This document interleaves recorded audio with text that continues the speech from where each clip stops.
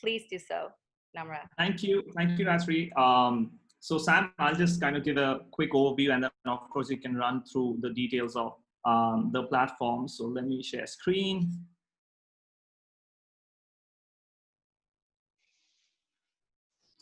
I hope you guys can see my screen. Okay. So first of all, good afternoon, everyone. It is so good to be on this call with you today. Thank you for joining us, and I hope the session is worth your time. And of course, thanks to our dear merchant Yukka from Brodo for agreeing to share their story as an entrepreneur and their experience on Shopify, so that all of you merchants, new or existing, can learn something new and take inspiration from Brodo's story. Big thank you to the team at Xendit, and of course, thanks to SSDC, both of whom are amazing partners helping the local Shopify merchant community in Indonesia. I want to cover a few broad topics to give you a sense of where we are today in Indonesia. Let me begin by throwing some light on the current commerce landscape from our lens in Indonesia. So Indonesia continues to grow in terms of new merchants coming on board and existing merchants selling more and more.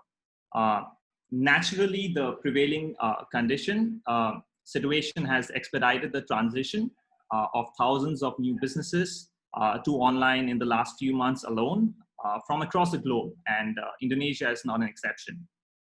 This means that we are supporting a great number of new businesses from your local communities. So what that also means is, one second, my slide is showing up. Okay.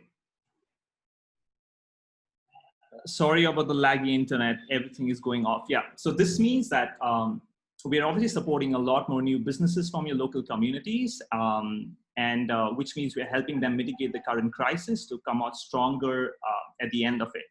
So local Shopify merchants from Indonesia, by the way, they've seen one of the biggest months in terms of sales ever last month, which is April 2020.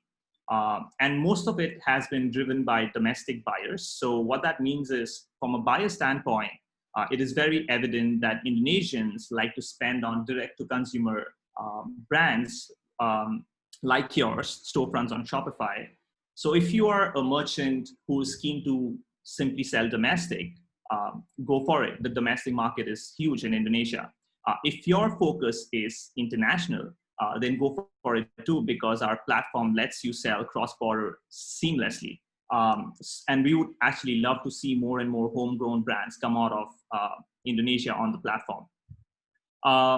Coming to the opportunity for merchants, I think having an online presence for any business isn't an option right now. It isn't a good to have. It is a necessity. So think about how buyers want to purchase. It is evident that the shift to digital transactions is happening at a never seen before pace right now. We at Shopify believe that 2030 is almost upon us in terms of online commerce, which we are supporting with the 2020 software. So what I mean by that is, as a team, we are committed to make commerce better for everyone, everywhere, faster than ever before. Shopify is also working very closely with strategic partners like Google and Facebook to continue to educate the market, and so that you can set up the business the right way. You will hear more from us regarding those pointers in the coming months. And just another note on that, we recently helped Facebook launch Facebook Shops. We worked in close collaboration with them. And that's a very tight integration that is seeing a global rollout as we speak. Our COVID-19 response has been received very well by the market, from local pickup and delivery to themes for restaurants and grocery stores, just to highlight a few items we've shipped from our end. All of this is very much in line with the merchant expectations during these times. We've also launched our very own email marketing tool, which is very tightly integrated to your store. And we are providing that at free of cost until October 2020. We also have made some advanced plan features made available to lower plans on Shopify, like gift cards, for instance. And a couple of weeks back, we hosted a virtual event. Everything is virtual these days. So on the virtual event, it was called Reunite, where we announced new features that we are launching, already launched or launching later part of this year. So if you want to kind of see a quick recap, I can share the link over chat once I am done with my blurb. Okay, so moving on. So this is just a world view for your reference. You can, of course, go through it. This is some information I can share, and very excited to kind of show you some of the trends that we are observing. And this is, of course, from our merchant base, trends that we are observing from our merchant base. And data is from January to March 2020. Couple of high-level indicators that I would like to call out are from the brick and mortar, stores, the trend that they're moving online, and also the spike in ad spends. I mean, you might assume that online ad spends have come down, but we are actually seeing a spike, and that's the data speaking. We can, of course, discuss more about all of this in our Q&A. So on that note, let me hand it over to Sam from SSDC. Sam, take it away. Thanks, Namra. Hey, everyone. Glad to join, and thank you for joining the virtual meetup. I'm just gonna share my screen. I'll be doing the presentation in Bahasa, if that's okay.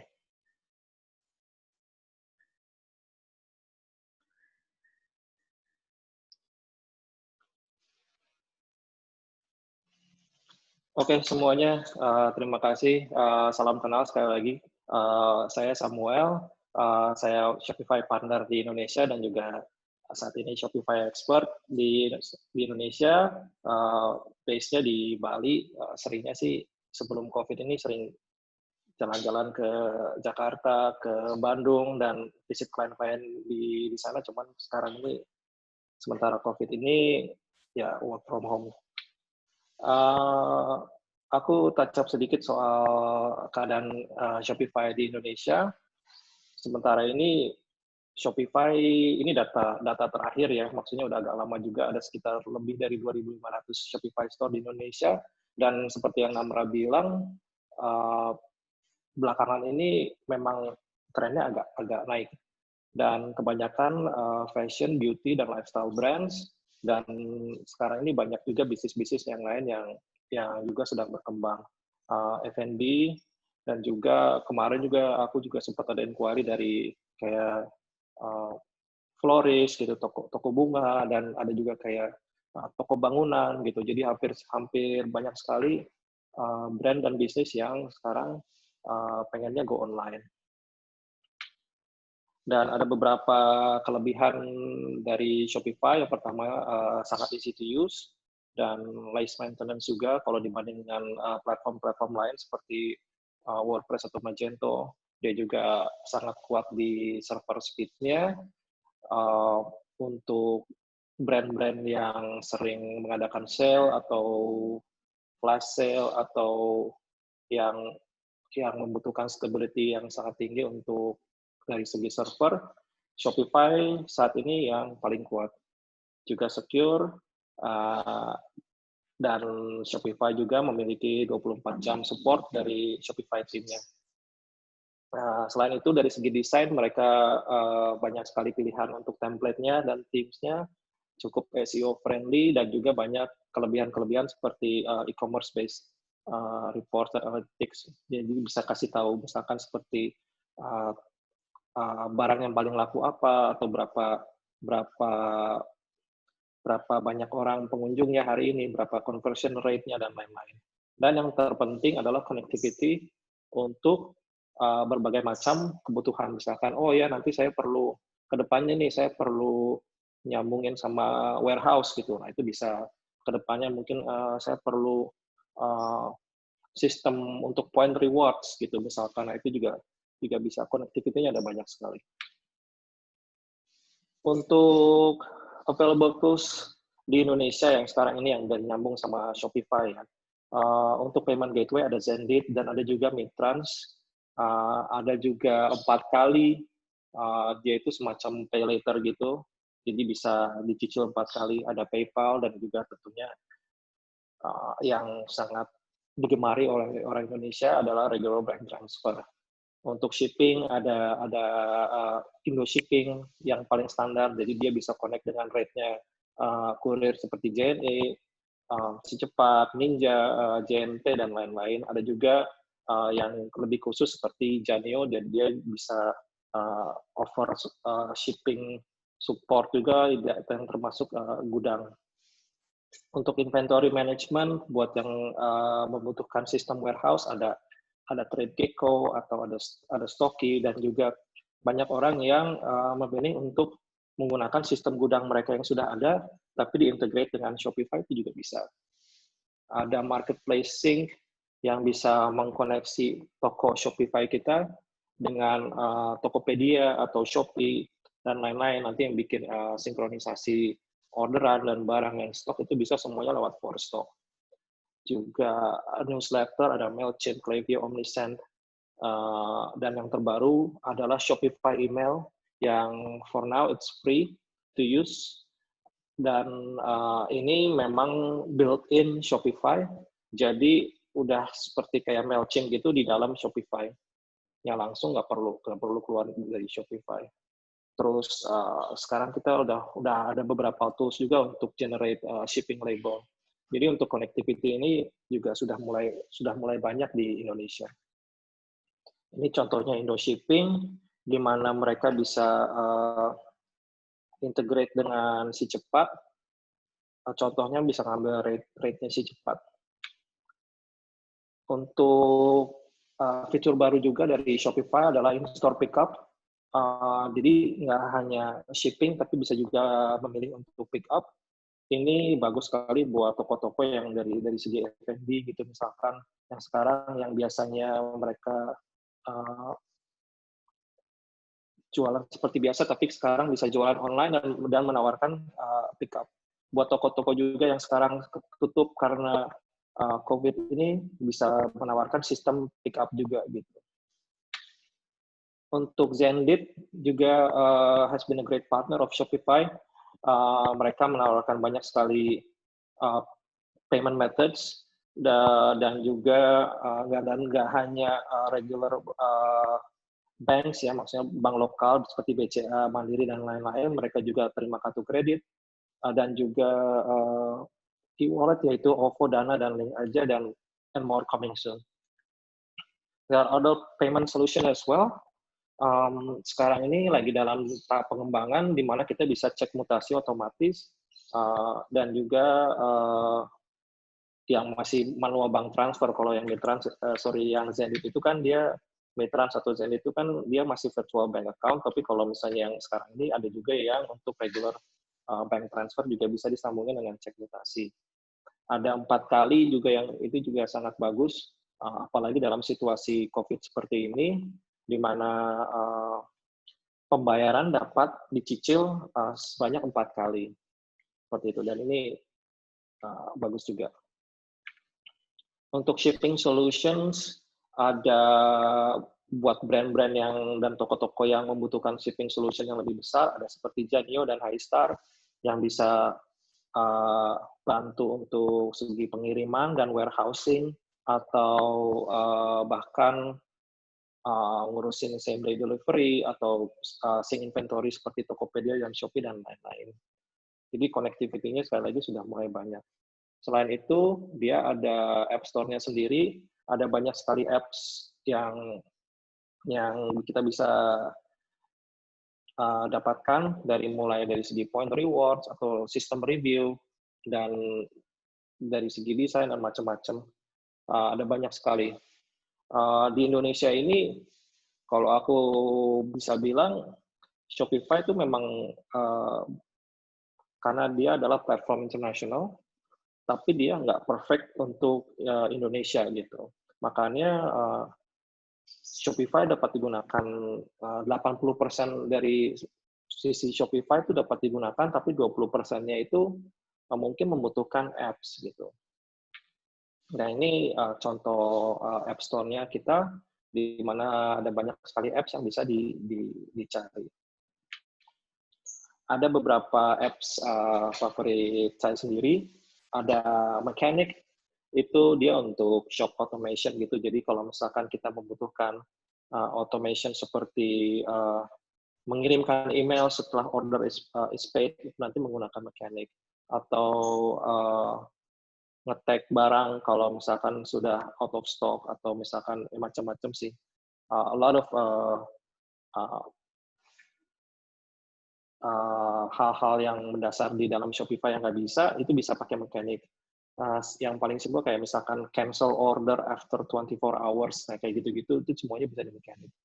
Ada juga Snap, dia untuk shop untuk Instagram feed di website. Ada Smile.io, Growwave untuk loyalty points, Okendo untuk customer reviews, Gem Pages untuk layout builder, Preview untuk pop-up. Belakangan ini juga ada app namanya Unicode, itu juga bagus sekali. Jadi kalau misalnya ada orderannya misalkan Rp100.000, nanti ditambahin kode di belakangnya jadi 100.000 123 gitu misalkan. Ya buat toko-toko yang orderannya banyak, ini membedakan orderan dengan kode unik itu pasti akan sangat membantu.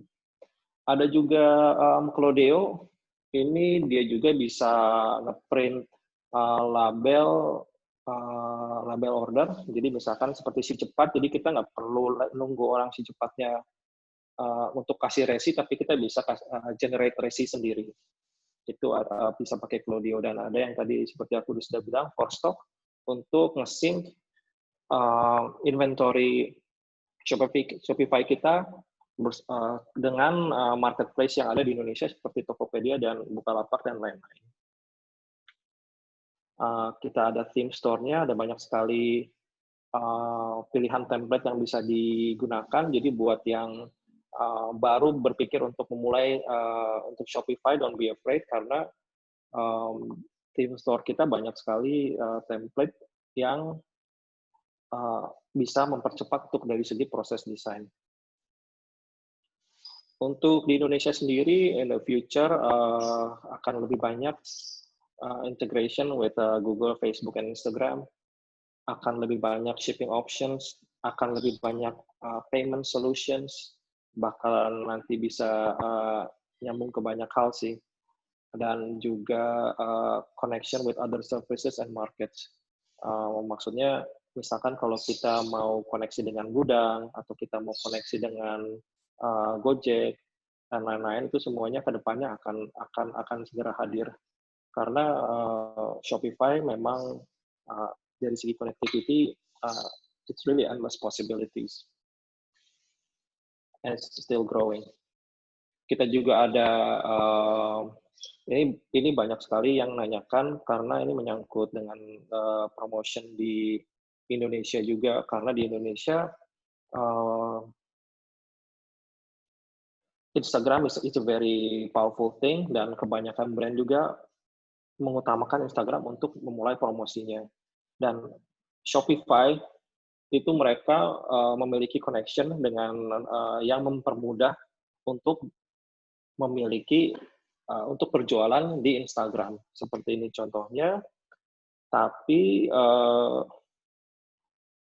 Tapi sementara ini di Indonesia belum tersedia.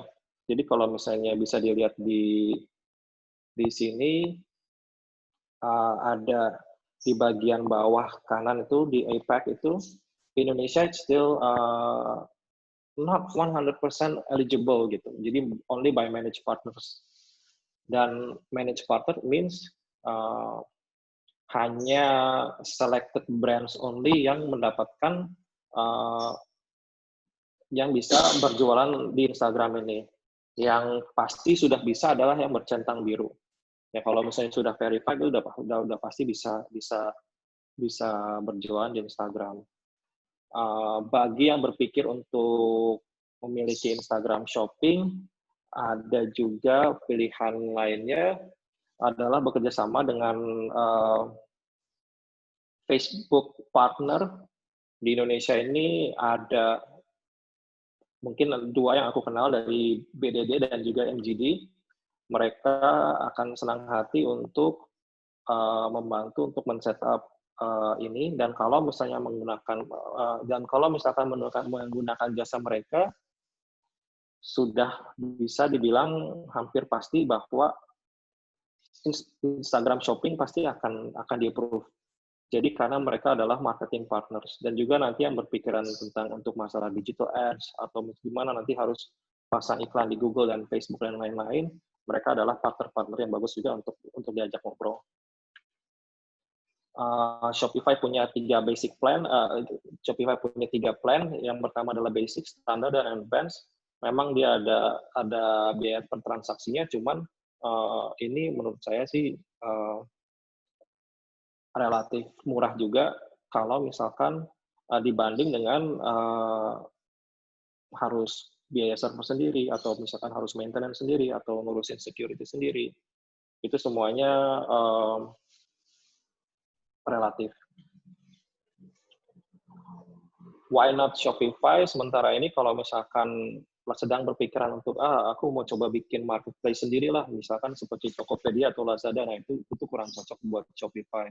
Karena memang di dalam Shopify memang dia hanya untuk perjualan langsung, dan bukan seperti sistemnya seperti marketplace begitu. Bukan customer bisa masukin barang sendiri dan bisa berjualan sendiri dan orang lain bisa beli. Nah, itu udah mulai platformnya udah seperti marketplace, and that's not Shopify. It's more for lebih ke direct selling sih. Dan untuk B2B atau wholesale sebenarnya bisa sih. You can with Shopify, but it's not really bukan platform yang paling tepat gitu. Maksudnya platform ini bukan dibikin untuk seperti ini. Dan yang terakhir adalah multi currency. Saat ini di Shopify dia memang sudah support multi currency, tapi belum di Indonesia gitu. Jadi Shopify kalau misalkan mau multi currency harus menggunakan Shopify Payments, tapi belum di Indonesia. Jadi solutionnya buat brand-brand yang mau berjualan di lokal dan juga mau berjualan di luar negeri, itu mereka harus minimal mempunyai 2 website Shopify gitu. Jadi satu yang untuk lokal, satu yang untuk internasional. Kalau yang lokal nanti payment gateway-nya bisa Xendit, bisa bank transfer, dan kalau misalkan buat yang internasional bisa lewat PayPal, bisa lewat payment gateway lain. Dan ada juga fitur Shopify POS, itu sistem mesin kasir biasa yang pakai muka pos, itu bisa juga nanti memanfaatkan fiturnya Shopify POS karena dia sudah built-in semuanya. Today, Shopify saat ini sudah semenjak 3 bulan yang lalu, Shopify sudah menawarkan gratis 90 hari untuk trial. Jadi kalau misalnya bagi yang mau nyobain Shopify, boleh melalui link di atas untuk cobain Shopify. That's it from me. Thank you very much. Thank you, Samuel, for the presentation, and also Namra.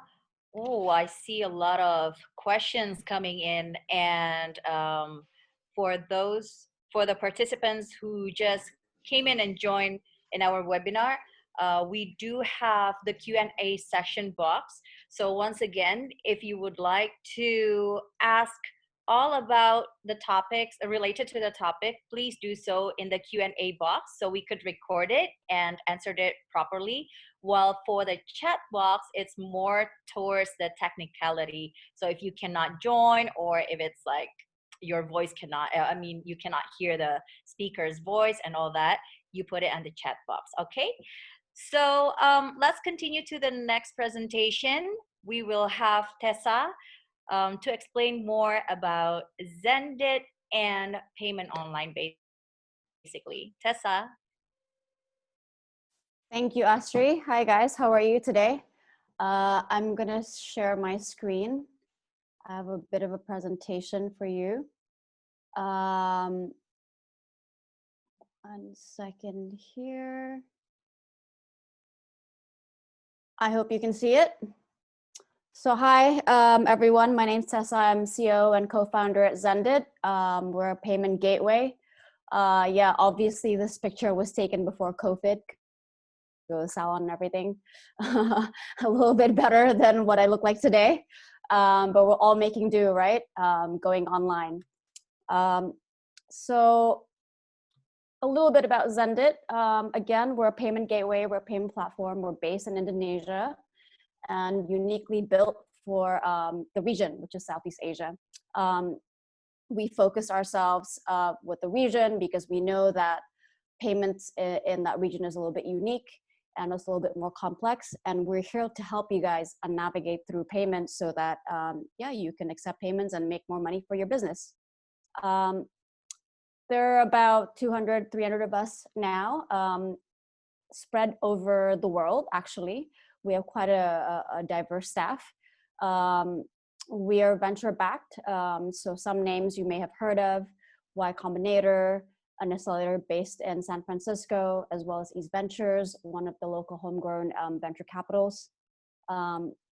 We serve a bunch of merchants, from your big enterprise players to smaller players like you guys. We're very much agnostic. We're here to help make payments easy for everyone. Today, I'm going to be talking to you a little bit about the art of online business from payments perspective. Right? I'm going to start with talking about why you should be going online if it's not already obvious. I'm going to talk about a little bit about payment trends in Indonesia for e-commerce players. And then I'm going to talk about a few things that you guys should be watching out for when it comes to ensuring that you can accept payments online or you can transact online. Yeah, so let's start with why go online. I mean, we've heard from Namra, from Samuel before, obviously this is the time to go online, right? With COVID happening and you know, everyone having to transact at home. If not now, then when? And obviously Shopify has this amazing platform where you guys can just basically plug and play and start selling your stuff online. If you're looking at some stats, I've got this really nice graph here. You can have a look. Every single type of business is moving online, right? So it's not just about your e-commerce. I think we were all talking about this before. Even guys who are selling food are going online. Education's going online with edutech. Groceries are going online. So just about every single business line is going to be moving to e-commerce. I'm going to talk to you a little bit about e-commerce payment trends in Indonesia and what I think this is super important for you guys to understand because a key to a successful business is enabling payments, right? If you can accept payments, you can trade your goods. It's super important and your business can grow. Indonesia is a little bit unique, right? If you're going to a place like America or Europe, most people are going to be transacting through credit cards. But I think as mentioned before, in Indonesia, payments are not so much about credit cards, right? Bank transfer is still king or queen. Next, probably that's kind of moving on the way up is e-wallet, right? Most people, I mean, you guys probably pick up the phone every day, right? To make a bank transfer, to make a payment, whether it's from a WhatsApp transaction, an e-commerce transaction, that's still the preferred method. But even bank transfers itself is not so simple and easy, right? It's not just about, okay, I'm gonna click this one button to enable bank transfers in your Shopify website, and it's clear and clean. Bank transfers actually require you to activate accepting payments through what we call virtual accounts. I'm sure you guys are all familiar with that concept when you're topping up your GoPay, when you're paying through, you know, Tokopedia. Usually you have to have these virtual accounts. I'm sharing some stats here that we're seeing from Xendit itself. So as you can see, the majority of people pay by bank transfers or virtual accounts. And most of them are accepting funds or paying through the big four banks. The others are a much, much smaller percentage. As I said before, the wallets are really trending on the way up, and OVO is extremely popular. I think everyone here has probably used some sort of discounts from OVO, cashback. I think that's why they're super duper popular here. So yeah. Next thing that I want to talk about is drop-off rates and what they mean, right? What is drop-off rate? You know, you're going to get a bunch of people who are looking through your website, looking at your products. It looks awesome, beautiful. I really want to buy it. You know, myself, I browse all the time. I click on the shopping cart. I add a particular product that I like. Maybe I want to buy like a dress, makeup, whatever else, right? Sometimes I leave it though, right? So drop-off is important to understand for you as a business and specifically an online business, right? Drop-off can occur when, when customers are just putting things in their cart and then leaving. But drop-offs can also occur when it's really difficult for someone to make a payment, right? If you're going to try to pay by credit card, you have to put in your OTP and it fails 3 times. Likely you're going to go, right, I'm not going to go shopping in this website. I'm going to move to the next website. Drop-off can occur when making a payment is hard. So you are offering payments through a virtual account in one bank. Your customer is banking with a completely different bank. They get super annoyed because they have to pay fees to pay for the transaction. They have to go leave your website, go to your mobile banking to try to make the payments. That causes drop-offs, right? So again, this is something really to consider when you're starting your online business. Now, how do you minimize drop-off? Obviously, when it comes to people leaving after adding stuff to their cart, it's a matter of what? Notifications via email, right? Now, when it comes to drop-off that's to do with payments, the best way to really tackle that or to mitigate that is to offer as many payment methods as possible. Why that? Well, because, for example, if I'm banking with Bank Permata, and I don't want to pay with the VA or virtual account that's being offered by Bank Mandiri, you probably should get a virtual account with Bank Permata provided on your website, right? So that's a good tip to be able to prevent these drop-offs. So more of your customers who are already on your page are buying stuff, right? That's more revenue for you guys. The last thing I want to talk about is fraud, right? Fraud is super important, right? You don't want to mati-matian, you're making all these efforts, making a beautiful website, you're trying to sell the goods, and boom, someone says, hey, it's fraud, right? Fraud happens most often with credit cards. That's because it's a pull, meaning you have to type in your credit card number and then you pull the money from the credit card rather than a push, which is when the end user actually has to make the action to make the payment. And with fraud, I think when that happens, it's really tough because that burden of proof is always on the merchant, not on the end user, right? A lot of end users can win these cases with Visa and MasterCard and credit card providers, unless the merchant can really prove, hey, I've sent this money, I've sent the goods to this particular end user. They've made the payment, I've sent it successfully, the end user has received, the dress, the hat, the food that's being sold. So again, fraud is something to really think about when starting to sell stuff online or starting an online business. So how do you prevent fraud? I can talk about fraud all day because all this tech side of thing is super exciting to me, right? I'm a bit of a geek when it comes to this. It's really important to choose the right payment player because, fraud detection, your fraud detection engine is super duper important, right? There are so many ways levers that you can look at when you're talking about fraud. Like for us tech guys, we look at things like, do they usually buy buying patterns? They usually buy stuff at this time of the day, right? Do they usually access these sites, right? It is your card holder accessing this purchase from the right IP address, right? The right postcode or whatever else we call it in layman's term. So fraud and fraud prevention is super high on the list when you're talking about online payments, and especially so with credit cards. Last thing I want to talk about is so what, right? So how can Xendit help? Well, we're a payment gateway. I think as Samuel pointed out before, we have quite a variety of payments methods that we accept through our platform and through Shopify. As I said before, reduce drop-off rates, provide as many forms of payment as possible. Well, we do exactly that. We provide bank transfers via, or virtual accounts via the major banks, including BCA, BNI, BRI, Mandiri, and Permata. So that's a variety of options for you. We also help you accept payments through credit cards. I mentioned before that sometimes, when you're paying by credit cards, you can have a high failure rate or a high drop-off rate when you're having to put in your OTP or your SMS, code, and failure rates increase because of that.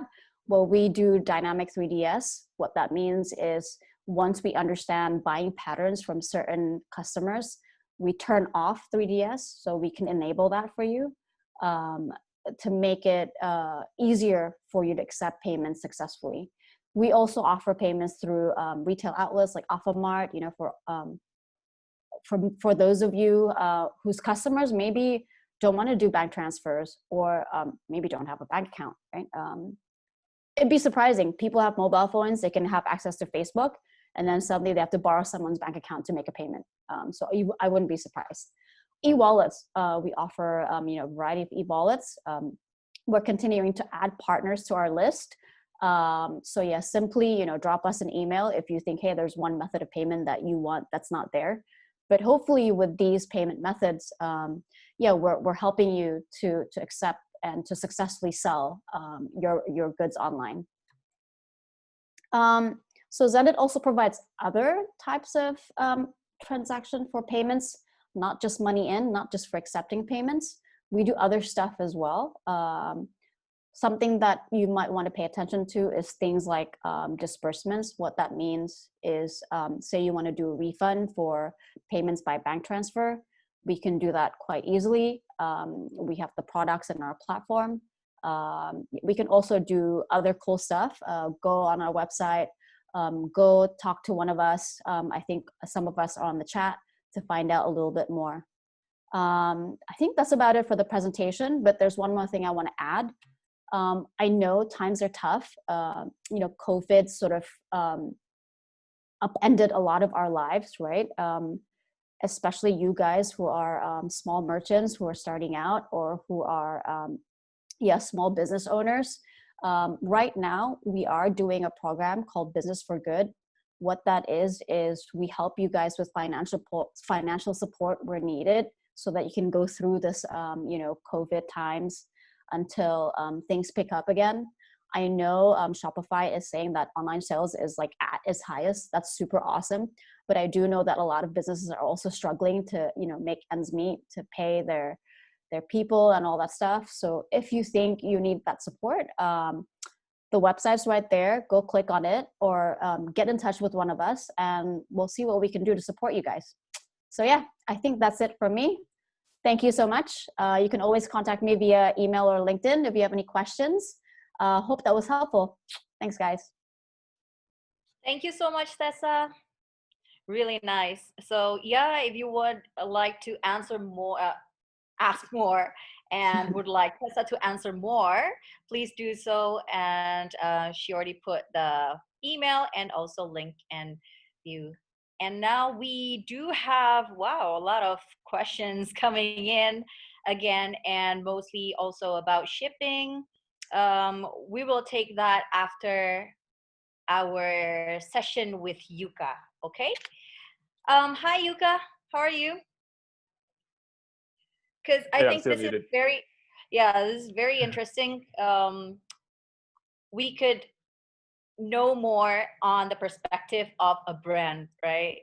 we already listened to what Shopify has to offer and SSDC as well, looking at the trends with Xendit, all the payment trends, and what you need to look for um, when you're going online, and especially focusing on the payment system.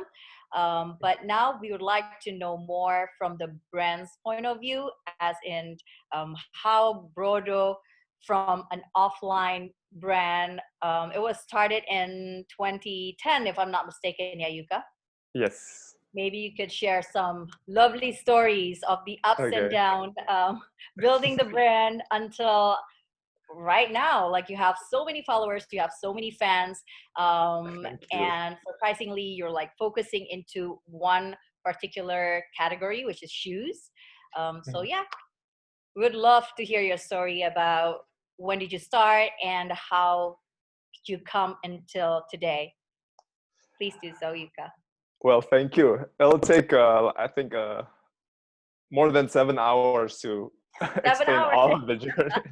It's only the start. It's only the first years. But um, let me differentiate the phases of our business so it can get a clear picture where we start and how we do it. So I'm like the real life case here, because I'm both a happy user of Shopify and also Xendit. So thank you for that. But before that, we start like in the prehistoric e-commerce era. So we use, if you guys remember, BlackBerry Messenger. So basically, we're selling our shoes through BlackBerry Messenger. In total, we have 6 BlackBerry Messenger. It all has between 1,000 and 2,000 contacts. So it's like a private chat of selling shoes. It was so manual and then so intensive, manual labor, but we survived through that. So basically, we started the business when we were in college in Bandung. Bandung has this great area of handmade leather shoes, and me myself, I'm a bit sneakerhead, and then I have size 46 or size 12. So for Indonesians, it's hard for me to find a shoe. So rather than buy this ₹1,000,000 shoes that has size 46, why not I make myself? So that's basically how we started. But the real thing that we found out is actually that there's a huge trend on transition for this new type of consumer base that basically wanted a brand that speaks for them and then speaks digitally. So that's why we always proud ourselves of being a digital first company. So in our first 4 or 5 years, we operate truly digital, and then we're in one of the hardest segment, which is shoes. Like, I think 99% of people here buy shoes through offline, like through retails, but we managed to sell shoes online through being very transparent, being very customer service oriented, and providing great service and great value. But to put a little bit of emphasis on this discussion is that how we do that along the 6-7 years of our journey is that first we start with BBMs, and then we go through offline retails, through events, and then through bulletin board forum, if you remember, Cascos, and then we move to making our own open source shopping platform, because at that time Shopify is not here yet. And then so we made it through a system called PrestaShop, which is open source, and then it does the job well, but it cannot cater to our volume, and then it cannot cater to our needs. So we have this genius idea of creating our own platform, which basically, let's fight against Shopify and then make it an Indonesia version. And then we spent a lot of money, a lot of resource, and it took us 2 years to build this. And then what happened is that we just basically dropped the project off, because it just takes a lot of resource. And then for brands like us, we forgot that actually we sell shoes. We're not a technology company. We're simply a retailer, a brand. So yeah, we for the last painful 2.5 years, we just drop it and then move back to PrestaShop. And then one day we see this video. Sorry for the reference, but I'm watching the Keeping Up with Kardashians. So at that moment, there's Kylie Jenner selling the lipstick, and it has, I don't know, 70 billions of users at the same time. And I was, wow, that's great. What software that she used? So, and then I found out actually she's using Shopify with only 6 teams. And there's no need for DevOps. There's no need for all of these technology people back. And they just outsource it to Shopify. And then I became curious, oh, cool. What is this thing? And then, turns out lots of direct-to-consumer brands in the US, especially, use Shopify. And then lots of our brands that we now $1 billion brands, they're all using Shopify. So at that time, oh, holy, so why are we building ourselves? And then that's why we transitioned to Shopify. And then it's been very smooth. So to give you a little bit of context on how easy it is, it took us, I think, 45 days from zero to just live. And then it just there's no disruption at all, and then there's no like glitch. Although there's some little bit of things that we need to integrate manually in terms of the ERP system, the backend system, but it just happens beautifully. And then also one day, because we have a family of brands, we have also some brands, other brands besides Brodo. One is another sneaker brand called Nah is famous because one day it is still used by Pak Presiden Jokowi, the sneaker. And then when we use it in a limited edition batch, so one day when we did the release, it was not as much as Kylie Jenner, but it was like thousands of people on the same second at that time. And then the website works beautifully. And then one thing that also I need to put an emphasis on, maybe some of you guys are also in the e-commerce business, is that payments. Before Xendit era, we do manual transfer. Imagine how people are sending money, and then they confirm manually, hey, I've sent the money, and then I have people literally 24 hours checking them bank account company manually, and then okay, payments in, and then they confirm the payment. It was all manual process. And imagine when we dropped the limited edition sneaker, it was only 1,000 pairs at that time, and it sold out in a few hours. But we need to confirm all of those 1,000 in the 24-hour manner. We cannot do that if we don't use virtual accounts. So at that time, we know what we're facing on, and then we work with Xendit, and it works beautifully also. So I think I'm the real life case of both of the company, and very enjoy all of the services. And then one thing also is the trend of omnichannel, meaning that the transition from either online to offline or offline to online, or both. Because we think at this time of age, you cannot go digital. I can totally agree with Masam, is that every business has to be digital, and then also every digital business has to be offline at a certain point. So Shopify has this feature of Shopify POS, which is incredibly easy to use. And then because now we have 8 stores, it's just been a smooth transition. So I'll be waiting for a collaboration with Xendit on the offline part of the POS. I think we can do lots of interesting stuff here. So I think that's it. Please feel free to ask any questions. Wow. That's quite an interesting story. We didn't expect that coming from you, to be inspired by Kylie Jenner, but voila, eventually it happens beautifully for you. I heard your stories about like trying to build everything by yourself at first, right? I guess that's also happened to a lot of new entrepreneurs or a lot of new SMEs that sometimes you always think about like investing, like if you're partnering with other third parties, it will cost you a lot because it's stated in front, like this is the fee, yes. Right? So exactly. I heard it from you as well. Like you were hesitant at first about partnering with Shopify and Xendit because there was like a fee charge at first.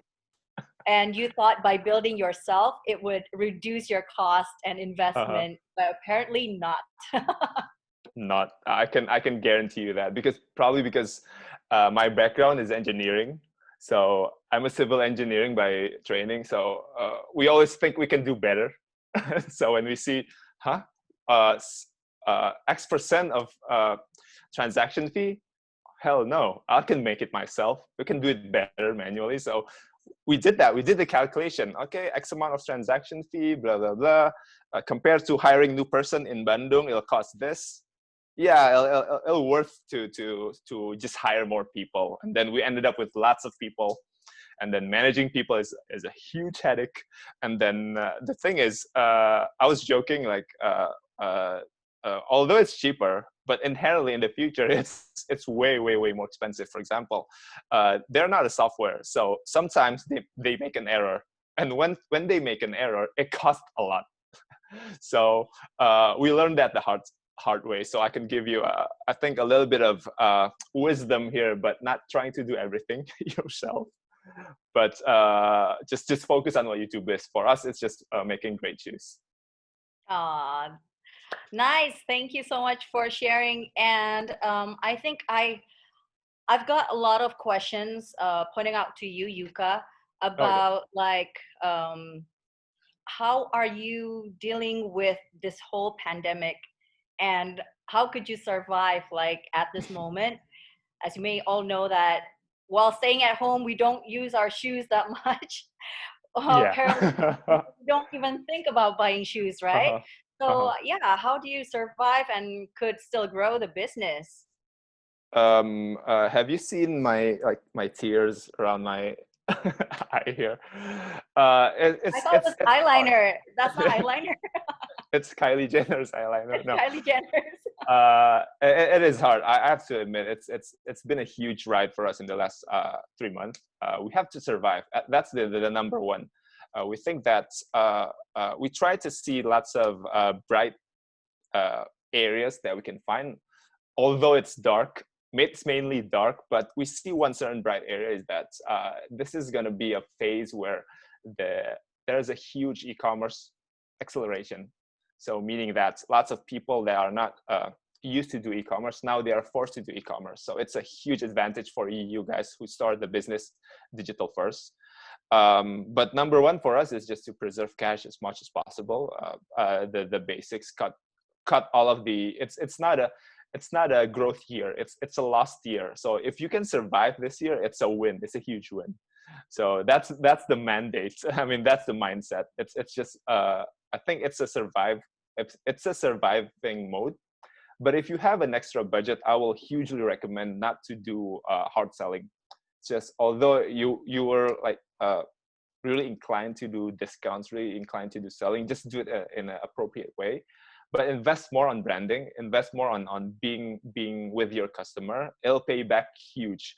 I've seen lots of great stories about other brands doing this stuff.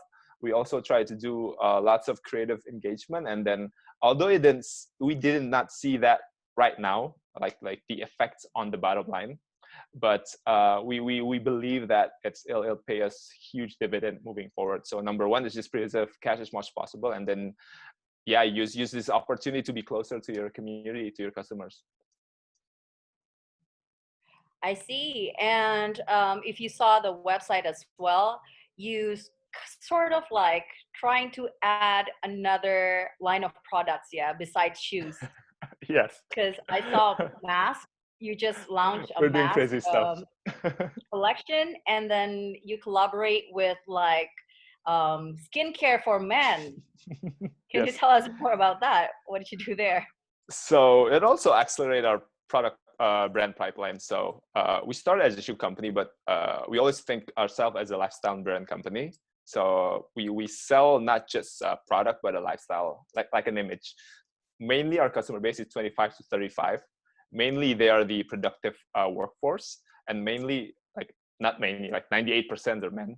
So now they're in home, and then mainly they're working from home. So they're not going out, and it is seen like hugely in our work related segment. So leather shoes, they just drop like a roller coaster, like drop beautifully. But because people are not working, so they don't need a new shoe. But we see that our customers need something, like they must need something. So we do experiments with other local brand. Our first idea is that, hey, if they're not going out, they're still doing shower. They're still washing their hairs, right? So we collaborate with a local brand, and we make this a manly organic based shampoo and soap that represents our customer base, and then it's been selling quite well. But the hit is actually the typical stuff: masker, and then hand sanitizer, and then we have this hand extender that can replace your hand to pick up groceries, to do ATM stuff, and then do lots of interesting things. So it's probably, to answer also your first question, is that brands needs to adapt, and then don't be shy to do experiments, because at first, like, hey, we're a shoe company, why the hell are we making masks? Turns out 11,000 masks are sold out within 1 hour. So we're saying, okay, let's do masks then. Let's protect the bottom line. So yeah, don't be shy to do experiments, and then don't be shy to ask your customers, because that's what we do. We just use email, and then, hey, what do you need from us besides shoes? And then, hey, why don't you make sanitizer? Why don't you make masks?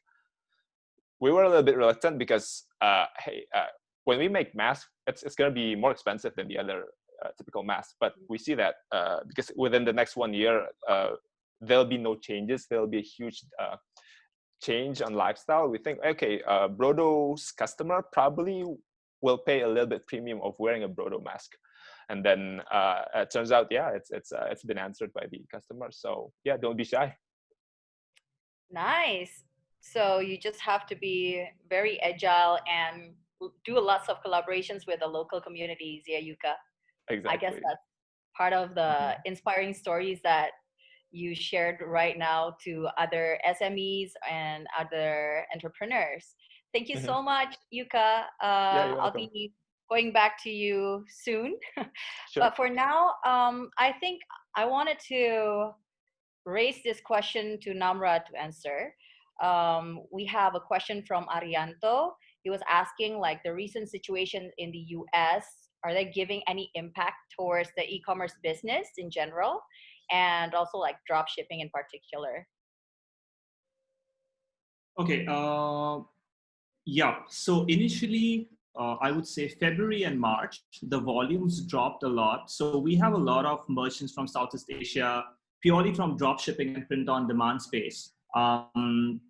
And they saw a dip because US buyer spendings dropped. However, since April, it's back up, and it's back up stronger than ever before. So, and it's been consistent through April and May to date. So yes, there was an impact, but now it's back to business.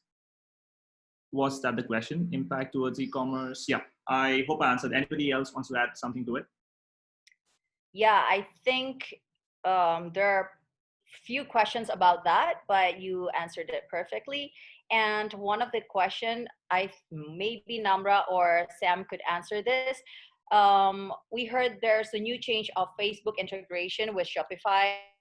Is it correct that we cannot connect with our Instagram page with Shopify without having a Facebook account? Because there are a few questions about this as well. Yeah. Yeah, Instagram product tagging is a huge feature to begin. So there are a couple of steps. The first is product tagging, and the second is checkout on Instagram.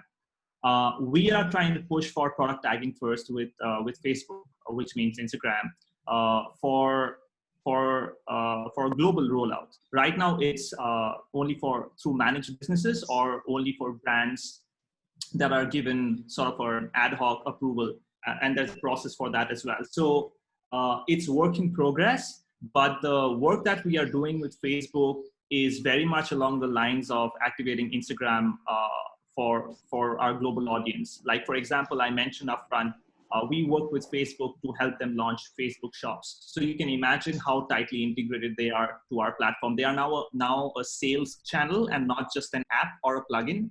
So a tighter integration, very native, super intuitive, and it'll all kind of spill over to Instagram, WhatsApp, and all the other tools that Facebook manages under their banner. So it's work in progress. But if you have if you already own a brand you think might sort of get through their process of that ad hoc approval, please write to us and we'll try and put you in touch with the right people. Perfect. Okay, you have the email address, right? namra.deka@shopify.com. So if you have further questions, please just drop an email to Namra. Thank you so much, Namra. And there are a few questions about drop shipping or Indo shipping. I think Samuel already answered some of it as well. So guys, if you still not being answered in the Q&A section, then maybe after this, you can contact with Samuel to talk more about this, yeah. And in the meantime, I think this question will suit to Tessa, as you all see the customer behavior towards like shopping or expenses through Xendit. What will be the biggest change in terms of consumer behavior post-COVID from your point of view, of course? Biggest change in consumer behavior, I think Yeah. definitely it'll be online first, right? More than anything. I think definitely in terms of payments, as more and more consumers become banked, I think we're going to see a rise in payments of direct debit, right? That's something that Xendit's developing at the moment. That's coming, that we've already launched that with certain banks. I think we'll see more and more of that as customers move online and their trust in being able to make payments online kind of grow. I think the issue with Indonesia is sometimes, even when you have a debit account, even if you have credit cards, that trust level sometimes with the merchant is still quite low. That's why COD or cash on delivery has been a popular method of payment, right? People want to see that the goods arrive first, right? So for example, when you're buying a mobile phone, that you're not receiving like a box with a brick inside instead of a mobile phone, right? But I think now, obviously there are more and more merchants online. So we're going to start to get used to that, right? We're going to start getting used to buying stuff on Instagram, on your Shopify websites, and everything else. So I think with that growth of trust, COD will go lower. I think bank transfer also will reduce, and you'll see the move towards definitely debit card payments a little bit more. Yes, perfect. I guess there will be a lot of innovation as well for Xendit in the near future, yeah, to answer to all the requests coming in as a lot of customers are going online and the business going online as well. Thank you. Wow, our time is pretty limited. We only have several minutes left. But looking at this, maybe one more question for Samuel. Is that okay, Sam? You've been dealing a lot with a lot of Indonesian businesses gitu. Mungkin bisa diceritain sedikit. Sekarang ini banyak yang nanya, what would be the perfect marketing strategy in terms of online, on what to do? Should we like put an ad to Google or social media, or what to do, like with a very minimum cost but could achieve like a maximum result, of course?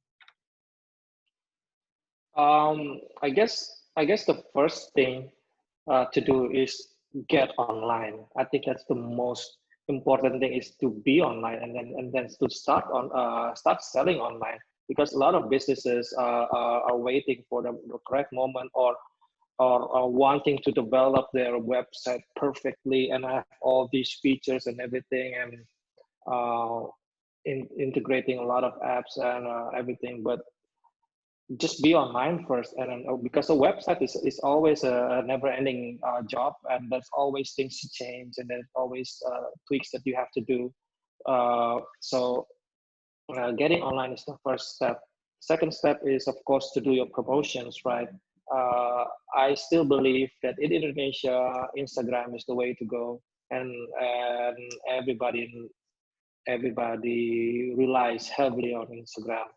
You can do promotion whether through your friends and family or through influencers, or if you have the budget, try to do some ads as well. Again, I still believe Instagram ads works better for most businesses, especially if you're in the lifestyle department, better than Google or Facebook. Although you will still need to set a budget for your promotions and ads. Back when, like, I don't know, maybe about 10 years ago, in order to promote your business, you have to, you know, buy a page in a magazine, like buy an ad on a magazine. That alone is, I don't know, maybe like 40 million or something, hanya untuk dapetin satu iklan aja di majalah, or maybe you have to make you have to put an ad in the newsletter or something like that. But nowadays, you still need a budget for promotion, and these are the way to go. You should definitely look into ads. You don't need to start doing ads right away. You can take it slow and see step by step, and yeah, just go online and start selling. Go online and start selling. And please remember Yeah. Yukka's advice as well. Do focus on what you do best and leave it to the pro Yeah. for the technicalities. Don't try to do Yeah, it yeah. like everything. Yeah. Okay. Thank you, Samuel. So now I think the last questions to all the panelists. There's this one question before we close our session for today. But before that, thank you so much for everyone who's joining us and all the Q&A here. We've got tons of questions today. If you think that we have not answered to your question, please do so, like take it offline afterwards. We do put some emails that you can contact. So if you're trying to get to Namra, there's this email, Samuel as well, Tessa and Yukka, and the rest of the team. But yeah, the last question to end up our session would be one thing, like if you have an advice that you could give or share to all the participants here that are struggling with their business, whatever business that they have, even startups, SMEs, retailers, and so on, what would that be? Maybe we start with Yukka. I'm still thinking, so I'll let the others first. Namra, go ahead, Namra. Yeah, I can take it. So this is mostly about, you know, during COVID and post-COVID and what's our advice, right? So, well, in my opinion, the way we do business, you know, led by this transition to online is going to be the biggest change. So online is first preference because buyers will be there. And let me actually explain this a little. So this pandemic, as you all know, is not just a health crisis. It is also an economic crisis. So when the lockdowns began, existing merchants on Shopify across most categories wanted to scale further due to demand from buyers online. While new merchants reached out asking to make their businesses anti-fragile by being online. So in short, the necessity to have an online presence for all businesses sort of started to become a norm.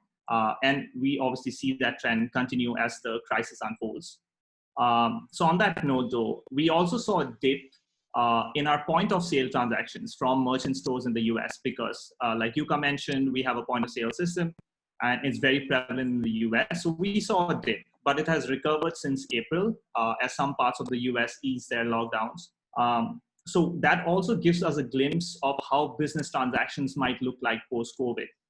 And it'll obviously evolve over time. But in general, I mean, we humans, I think, are very social, and that's very inherent to all of us. We like moving, we like being out and about. We like meeting people. We like visiting places. We enjoy the little pleasure of even shopping offline. So all of that is going to remain. So I think over time, it is going to be the omni-channel approach. Businesses will have to be present across branded storefronts online, physical stores as usual, marketplaces, social. But I think the storefront will lead the way, and I think the maximum growth is going to come from online volumes. So that's, I think, where we are headed. Okay, thank you. Who would be next? Tessa. So maybe I'll give it a try. Yeah.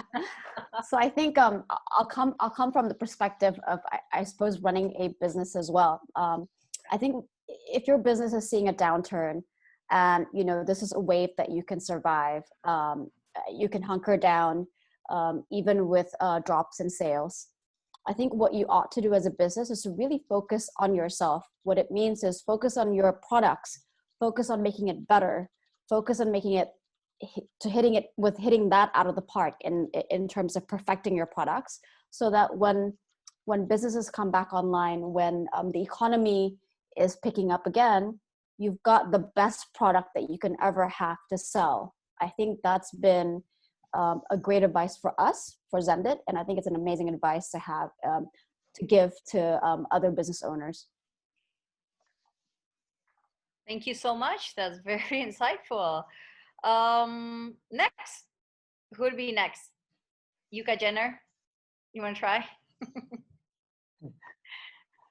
Okay, so I think my advice is other to say like, hey, go online. I would say like Shopify is really catching up in Indonesia in terms of their flexibility.